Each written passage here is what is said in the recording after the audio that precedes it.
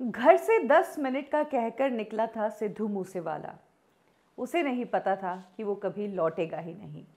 सिद्धू मूसेवाला के बचने के चांसेस थे। इनफैक्ट जब फायरिंग हुई थी तब जो अटैकर्स थे वो भाग भी चुके थे। लेकिन ऐसा क्या हुआ कि वो अटैकर्स वापस मुड़कर आए और उसके बाद सिद्धू मूसेवाला को गोलियों से छलनी कर दिया। चलिए जानते हैं उस दिन का पल पल का इंसिडेंट। लेटेस्ट जो रिपोर्ट आई है उसके मुताबिक सिद्धू मूसेवाला फॉर्च्यूनर में नहीं निकल रहे थे, वो अपनी पजेरो में निकल रहे थे। लेकिन पजेरो पंचर मिली, जिसके बाद वो थार लेकर निकलने लगे। सिक्योरिटी गार्ड ने साथ चलने के लिए कहा तो सिद्धू मूसेवाले ने कहा कि पास में मौसी के घर पे ही जा रहा हूँ, 10 मिनट में लौट आऊंगा। इसके बाद सिद्धू मूसेवाला अपनी थार में बिना गनमैन के अपने कजिन और अपने पड़ोसी के साथ निकल गए। घर से कुछ 500 मीटर की दूरी पर ही थे कि पीछे एक कोरोला उनकी गाड़ी के पीछे पीछे आने लगी।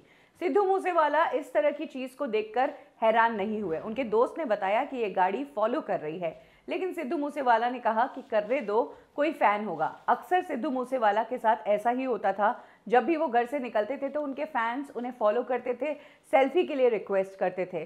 तो सिद्धू को यही लगा कि एक फैन है, पीछे आ रहा है, आने दो। तलवंडी और मनसा रोड पर दाएं और बाएं दोनों तरफ रास्ते आते हैं। सिद्धू मूसेवाला बाएं मुड़ गए और कोरोला कार जो है वो दाएं चली गई, जिसके बाद सिद्धू मूसेवाला और उनके फ्रेंड्स को समझ आ गया कि हाँ, ये कोई फैन ही थे।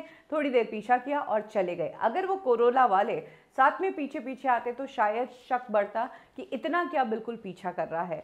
तो शूटर्स भी स्मार्ट थे, उन्हें पता था कि वो फैन बनकर झांसा देंगे और इसी तरह से सिद्धू मूसेवाला का पीछा करेंगे। ये आंखों देखा हाल गुरविंदर ने बताया, जो उस टाइम सिद्धू मूसेवाला के साथ थार में बैठे थे। जब कोरोला दूसरे टर्न पर मुड़ गई तो सिद्धू मूसेवाला ने कहा हाँ, फैन ही थे, चले गए। लेकिन असली खेल उसके बाद शुरू हुआ। अचानक से कोरोला वाले मुड़कर आते हैं, सिद्धू मूसेवाला की गाड़ी को ओवरटेक करने की कोशिश करते हैं, गाड़ी को बिल्कुल पैरेलल लाते हैं और सिद्धू मूसेवाला पर ताबड़तोड़ गोलियां बरसाना साइड से ही शुरू कर देते हैं। शूटर्स शातिर थे। सिद्धू को शूट करने से पहले गाड़ी के तीनों टायर शूट किए और गाड़ी को पंचर कर दिया ताकि सिद्धू मूसेवाला कहीं भाग ना सके। सिद्धू ने तब भी अपनी सूझबूझ रखी। सिद्धू ने अपने दोस्तों को कहा कि घबराओ मत, टेंशन मत लो, मेरे पास भी पिस्टल है, मैं अभी इनको सबक सिखाता हूँ। इसके बाद सिद्धू ने पिस्टल निकाली और शूटर्स पर फायर किया और उनको लगा कि इनके पास भी हथियार है, इसीलिए फायरिंग बंद करके ये शूटर्स भागने लगे। उन शूटर्स को ये नहीं पता था कि सिद्धू मूसेवाला की जो पिस्टल है उसमें सिर्फ 2 गोलियां है।